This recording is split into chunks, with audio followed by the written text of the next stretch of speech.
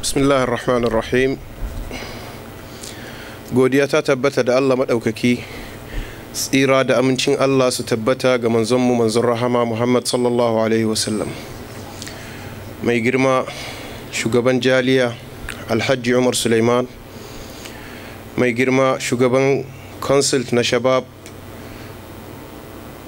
Ustaz Abdulrazak Shu'aib da sauran mahalarta, assalamu alaikum wa rahmatullahi wa barakatuh.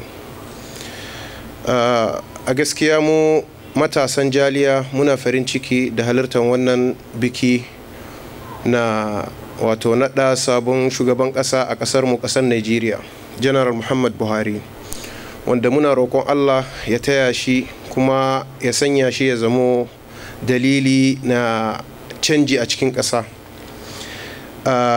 Wannan canji ba wani abubuwan da za mu bar shi a haka ba mu nuna murnan mu ba a kai. Sa'an nan kuma ya kamata muna amfani da gode Allah a farko, sannan da roƙonsa ya sanya wannan shugaba ya zamo mana jagora sawa'an a ƙasar mu ko kuma a kowace ƙasa a duniya.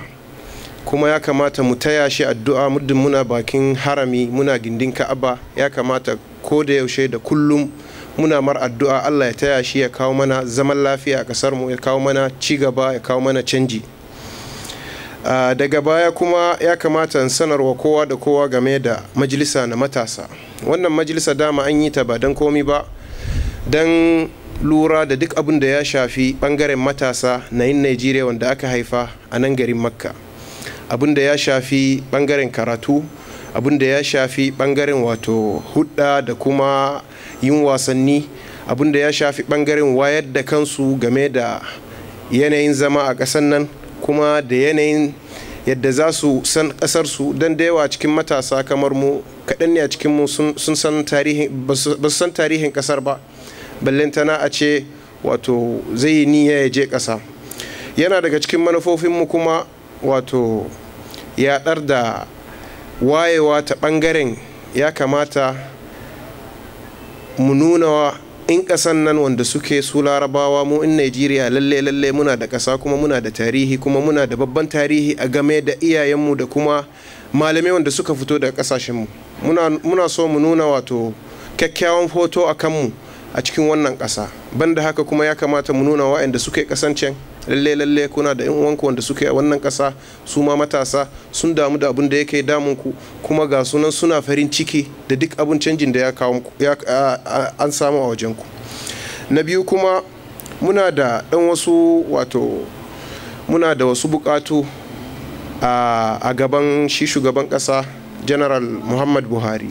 Yana daga cikin buƙatun da muke nema daga General Buhari, ya kamata a kula a ɓangaren education, abinda ya shafi karatu. Don dama canji baya samuwa sai a cikin education. Yaro tun yana yaro zaka koya mar rike amana, yaro tun yana yaro zaka koya mar kiyaye dokar ƙasa, yaro tun yana yaro zaka koya mar duk kyakkyawan hali wanda idan ya tashi shi ma ya samu matsayi, ya zama ma'aikaci a cikin ƙasa, to zai kawo ci gaba. Mu kuma anan muna neman education wanda ya shafi ƙasarmu, karatun boko na ƙasarmu, syllabus wanda ake koyar a cikin ƙasar Najeriya, ya kamata mu ma mu koya ba don komi ba, don mu ma idan muka gama senior secondary school anan muna samun shiga ko college ko universities a cikin ƙasarmu. Wannan kuma ba ma samun iri wannan sai mun koyi syllabus na ƙasarmu. Na biyu kuma daga cikin bukatun da matasa suke so da iyayen matasa, ya kamata a ƙara kyakkyawa mana ɓangaren ko kuma matsalan da muke samu ta wajen fidda fasfuna. A gaskiya ƙaramin jakada Alhaji Ahmad Umar ya ɗan yi ƙoƙari ta ɓangaren gyara fidda wannan fasfot, amma kuma muna roƙon shugaban ƙasar Najeriya, ya kamata a kula ta wannan ɓangare ba don komi ba, don wato daɗewan fitawan fasfot yana shafan abubuwa da dama, musamman ta wajen rinwai na ikama na zaman wato in Nigeria a wannan kasar. Kuma idan aka daɗe ba a fidda wannan passport, wasu za su fito daga cikin makarantunsu, wasu ma za dakatar da aikinsu, ballantana in an kawo ɓangaren wani in aka kama shi ikaman nashi ta kare, ana iya kai shi gida ba tare da an duba dalili. Muna kuma da bukatu da dama ta ɓangaren wato hudda, ta ɓangaren wato wayar da kan matasa waɗanda suke zaune a ƙasar nan da su kiyaye dokokin ƙasar Saudiya. Ƙasar Saudiya ko kuma garin da mu muke Makka yana da girma sosai. Allah subhanahu wa ta'ala ya harimci wannan gari tun zamanin annabinmu Ibrahim alaihi salatu wassalam. Ya kiyaye shi daga Abrahal Ashram, ya kiyaye shi daga duk wanda ya nemi ya yi zalunci a cikinsa.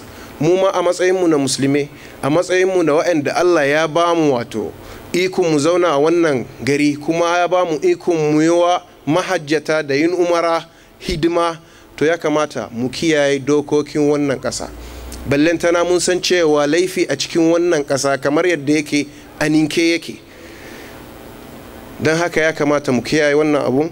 Wannan shine abun da yake wato tattare da mu a matsayinmu na matasa. A ƙarshe muna roƙo Allah ya kiyaye ƙasarmu, ƙasar Nigeria.